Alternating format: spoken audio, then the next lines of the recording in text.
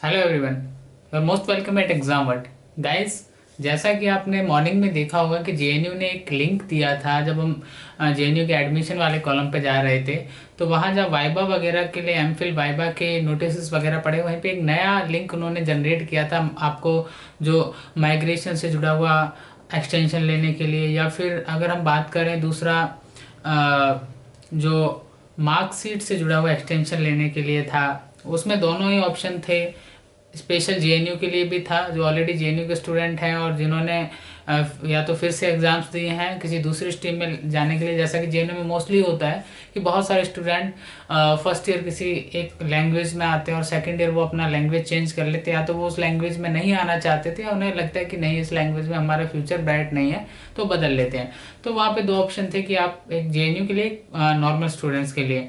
लेकिन प्रॉब्लम वहाँ पे ये भी आ रही थी कि विदाउट एनी रिजल्ट्स, जब रिजल्ट्स नहीं आए हैं तो बिना रिजल्ट्स आए आखिर हम इस माइग्रेशन फॉर्म का जो माइग्रेशन का एक्सटेंशन का फॉर्म है उसका भी हम क्या कर सकते हैं, क्योंकि रिजल्ट स्पेशली अगर हम देखें तो फाइनली एमएससी बायोटेक्नोलॉजी का इन्होंने डिक्लेयर किया, पीएचडी एमफिल का इन्होंने वाइबा लिया है। उसके अलावा तो आप देख रहे हैं प्रोग्राम्स हो रहे हैं, अदरवाइज कुछ हो नहीं रहा है। आज अगर हम बात करें 18 ऑफ नवंबर की बात करें तो जेएनयू का स्टैब्लिशमेंट होने के बाद अभी ये फोर्थ कॉन्वोकेशन था। जो दीक्षांत समारोह होता है वो ये चौथा दीक्षांत समारोह था जेएनयू के, जिसमें आपने सुना होगा, नेशनल टीवी पे सुना होगा कि इंडिया के जो ऑनर्ड प्रेसिडेंट हैं रामनाथ कोविंद, उन्होंने एड्रेस किया था और वो चीफ गेस्ट भी थे उसमें। तो कुछ दिन पहले वहाँ पे विवेकानंद स्टैचू का इनॉग्रेशन किया गया प्राइम मिनिस्टर के द्वारा। तो पिछले काफ़ी दिनों से प्रोग्राम्स को लेके तो हमारा यूनिवर्सिटी चर्चा में है, लेकिन अगर हम अभी बात करें, करंट सिनेरियो की बात करें, तो मोस्टली हर स्टूडेंट, हर यूनिवर्सिटी में एडमिशन्स भी क्लोज हो चुके हैं। लेकिन अभी तक जेएनयू का कोई अता पता नहीं है कि बीए का, एमए का रिजल्ट कब देने वाला है। एमफिल पीएचडी वाले तब भी चलो सब्र कर लेते हैं कि हाँ हमारा वाइबा तो हो गया है, रिजल्ट जब भी आएगा तब देखा जाएगा। बहुत सारे स्टूडेंट्स को मैंने देखा कि परेशान है, एनटीए को कॉल कर रहे हैं बार बार। बहुत सारे स्टूडेंट्स को देखा कि जेएनयू में कॉल कर रहे हैं बार बार। तो मैं आपको एक चीज़ यहाँ पे क्लियर कर दूँ, जो रिजल्ट्स हैं हमारे बैचलर्स के और मास्टर्स के, वो अब एनटीए डिक्लेयर नहीं करेगा। तो प्लीज़ एनटीए को कॉल करने से कोई बेनिफिट नहीं होने वाला है। तो अभी जो फाइनली रिजल्ट डिक्लेयर करेगा वो जेएनयू करेगा।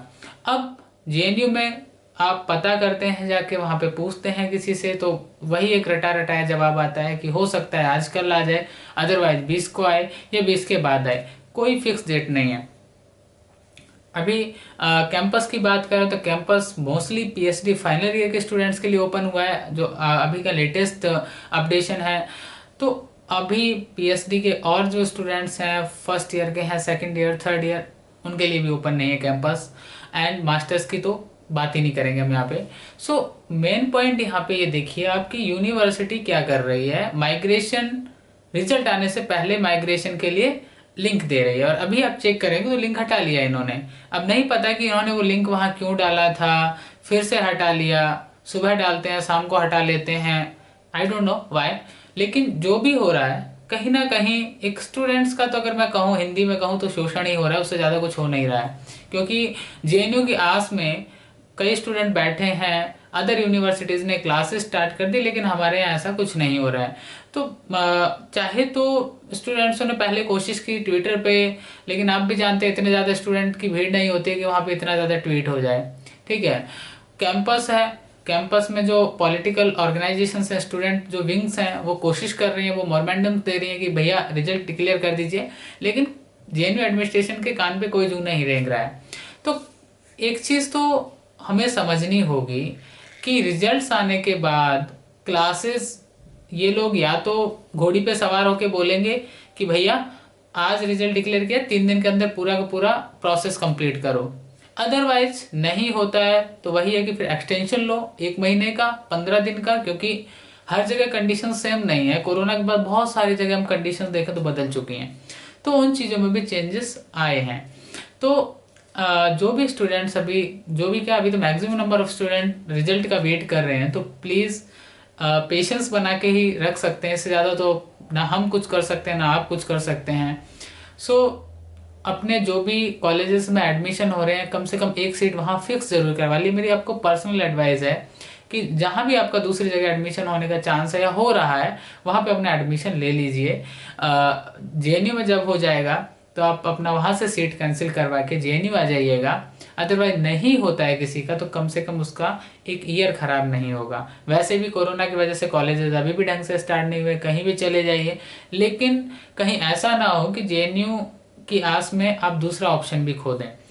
तो मेरा जो मुख्य पॉइंट है, this is my main point, कि आप लोग पेशेंस बना के तो रखना ही होगा, बट अपना दूसरा ऑप्शन भी छोड़िए मत, ठीक है। साथ ही साथ गाइस, दूसरी अगर मैं बात करूं यहाँ पे आपसे, जो रिजल्ट्स आने के बाद का प्रोसेस है उसे हम रिजल्ट आने के बाद ही डिस्कस करें तो ज़्यादा बेटर होगा।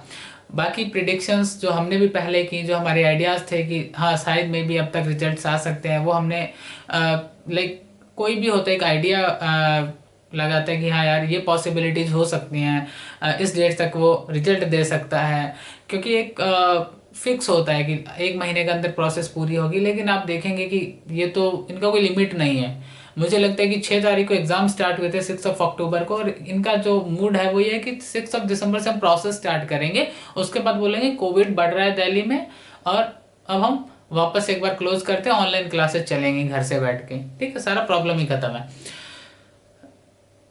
तो अभी जब प्राइम मिनिस्टर्स का प्रोग्राम था हमारे कैंपस में, तो मेरा भी जाना हुआ अंदर, तो मैंने वहाँ जाके एक चीज़ देखी कि कैंपस के अंदर के जो हालात हैं वो पहले से बहुत ज़्यादा बदतर हो चुके हैं। स्टूडेंट्स के वहाँ पे व्हीकल्स खड़े हुए हैं, वो मतलब सड़ने की हालत में आ रखे हैं, कोई उनका वो नहीं है ध्यान रखने वाला। अगर किसी 1-2 रूम्स के मैंने पिक्चर्स देखे थे, उनकी हालत बहुत बुरी हो रखी है, अंदर डॉक्यूमेंट्स, यहाँ तक मेरे खुद के डॉक्यूमेंट्स कैंपस के अंदर हैं। तो इतनी ज़्यादा लाइक जो एक यूनिवर्सिटी के अंदर कुछ होना चाहिए, सेंसिटिविटी होना चाहिए, वो बिल्कुल नहीं है यूनिवर्सिटी एडमिनिस्ट्रेशन में।